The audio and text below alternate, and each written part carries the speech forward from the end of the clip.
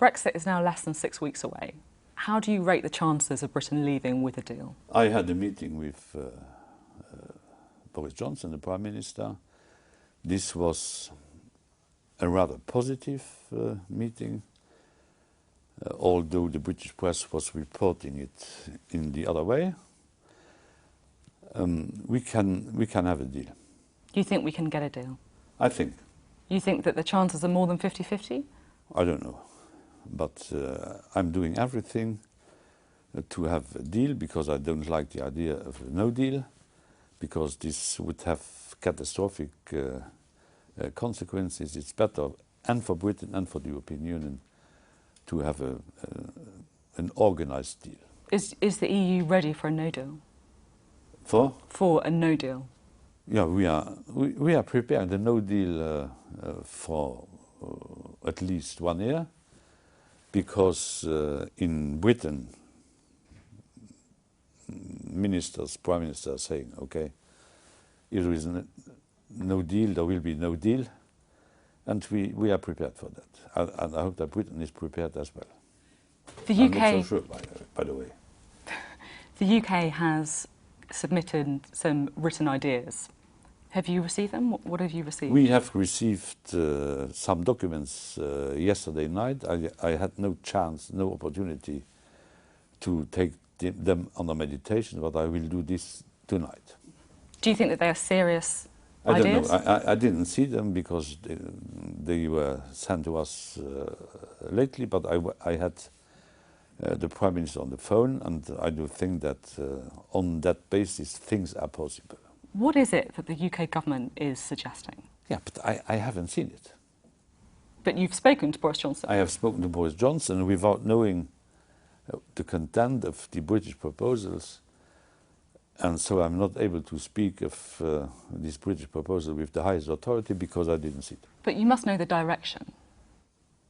No, I don't know the direction. I was asking the Prime Minister when he was there in Luxembourg the other day to make concrete proposals as far as the so-called alternative arrangements are concerned, allowing us and Britain to achieve the main objectives of the backstop. I don't have an erotical relation to the backstop. But if the results are there, I don't care about the instrument. So the backstop could go if the objectives are met? If the objectives are met, all of them, then we don't need the backstop. But because anyway, backstop was a guarantee instrument and not an aim by itself. What we're hearing in the UK is that one of the ideas is for Northern Ireland to follow EU rules on food and agriculture, and then for other checks to be done away from the border. Do you think that's a basis of a deal? It's a basis. You think that's the starting point? Starting and arrival point. Are there other problems that you see? Yeah, but when it comes to the internal markets, the internal market has to be preserved in its entirety. There are many problems we have to address, not only those you are mentioning. And do you think the withdrawal agreement could be reopened? No, it will not be reopened. Because I was told by the former Prime Minister, my good friend Theresa May, that this is the only deal possible. It's the only deal possible, and that's the reason why I'm saying that backstop or not backstop, if the alternative arrangements which can be envisaged are serving the same objectives, then it can be done.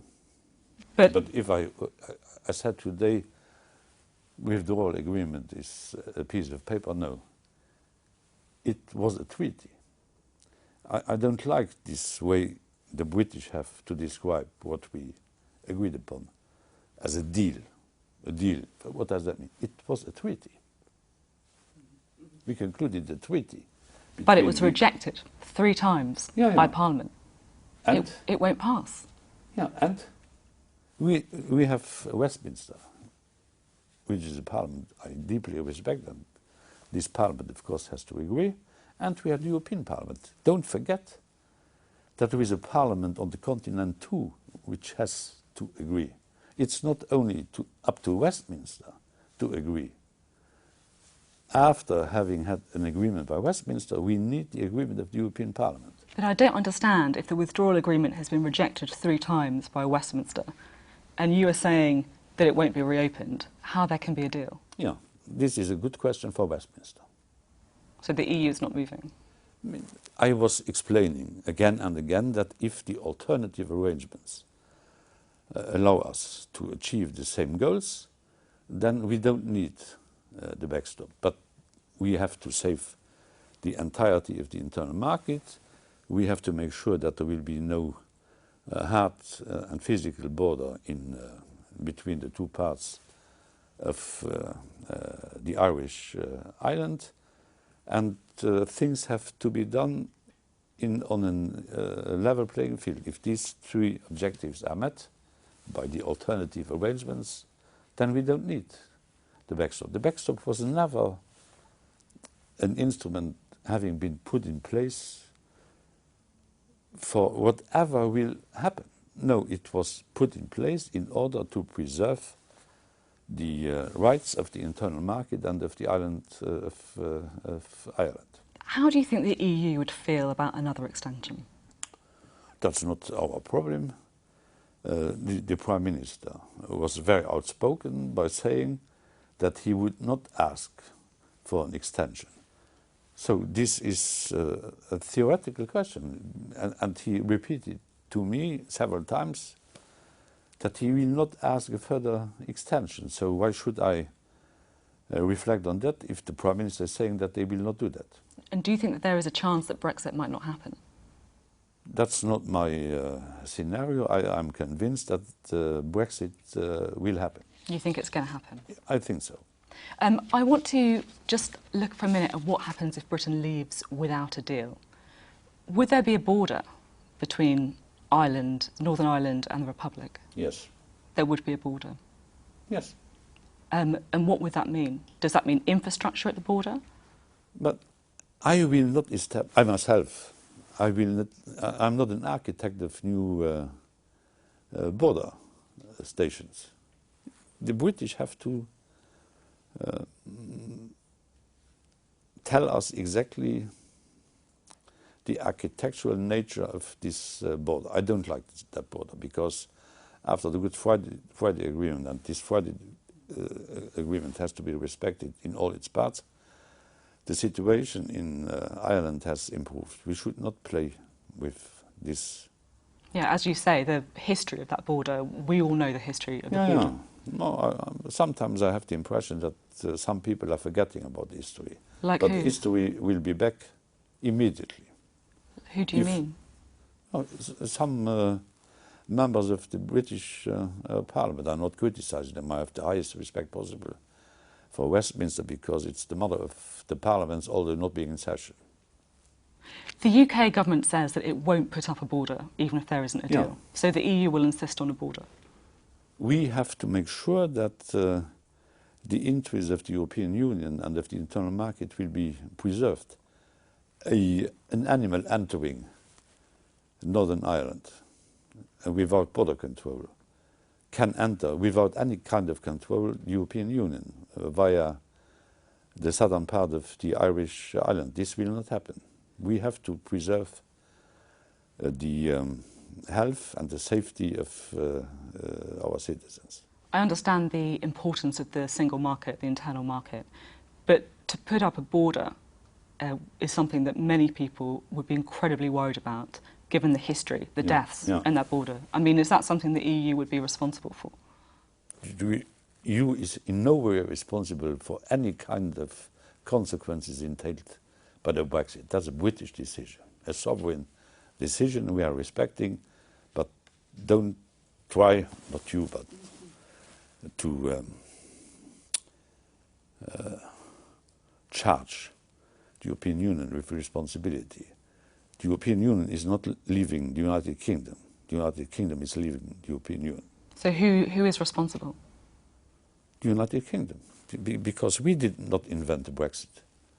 We were never pleading in favour of any kind of Brexit.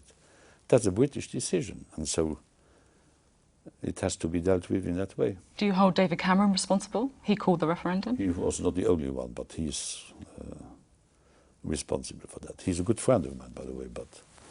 And we agreed a deal back in 2016, I think, between David and ourselves. But this deal was never explained to the British public. Never. What about Jeremy Corbyn? What do you make of Labour's position? He's said that he may try and negotiate a deal if he was Prime Minister, put it to a second referendum, and then maybe not even campaign for it. That's an inner British question. I'm not interfering in this non-debate between the two. Okay. Now, to go back to the EU, you clearly put responsibility to the UK. This week, though, the Prime Minister of Luxembourg held a press conference next to an empty podium where Boris Johnson was supposed to be. Is that helpful?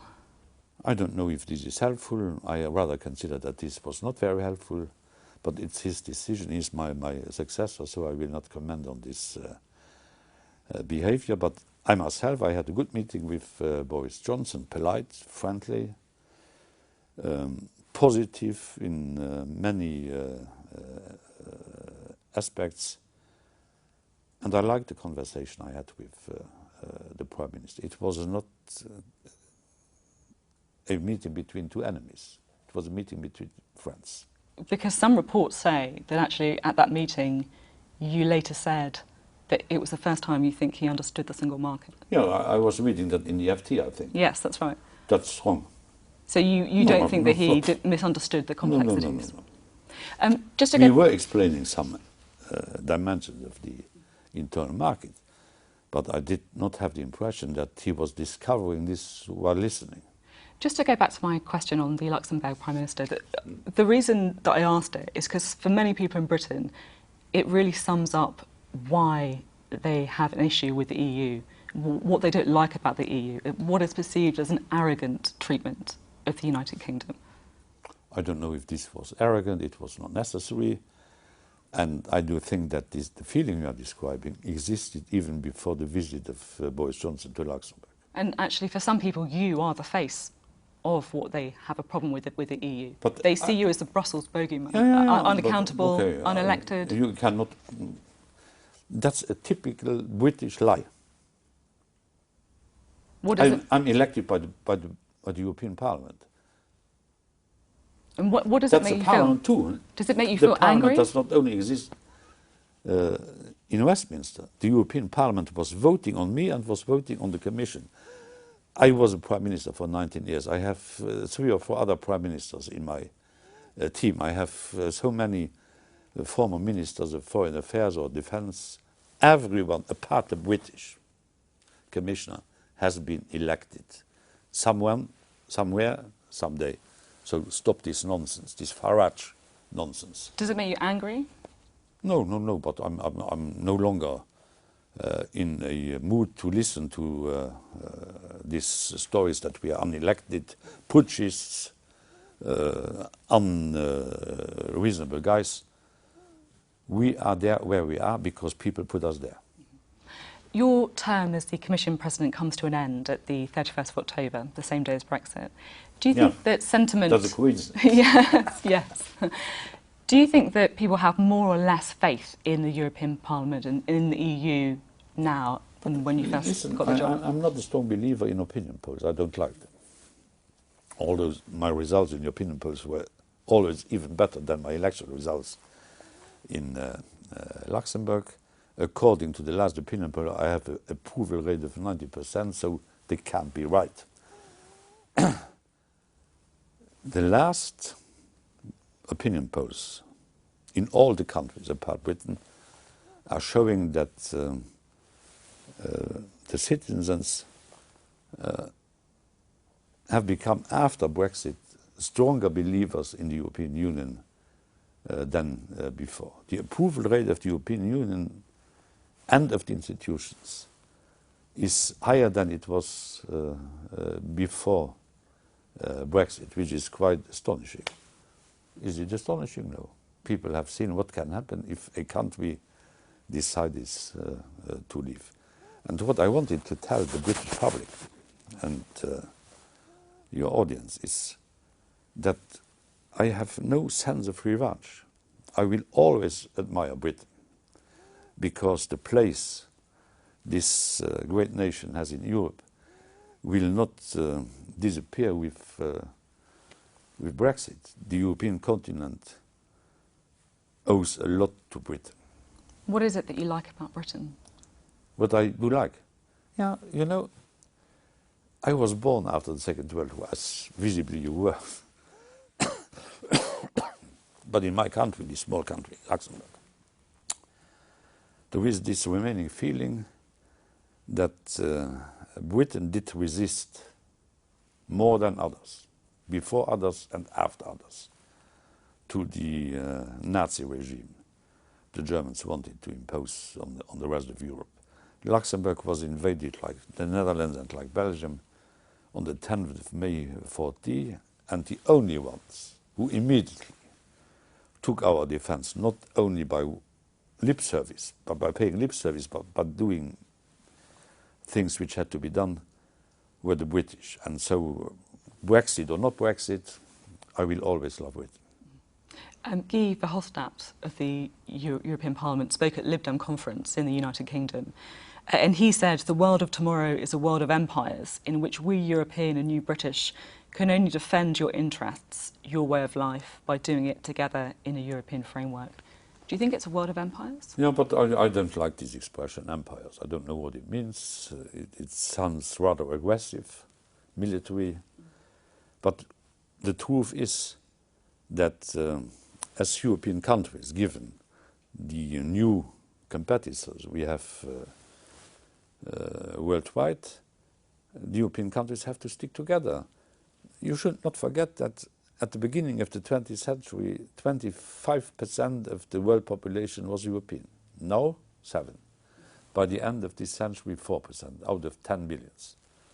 The European continent is anyway the smallest. Europeans don't know it, but we are a very small continent, very complicated one, as we know. And our relative economic weight is disappearing. We have now a share of the global GDP of 25%. In 20 years from now, it will be 15, 16.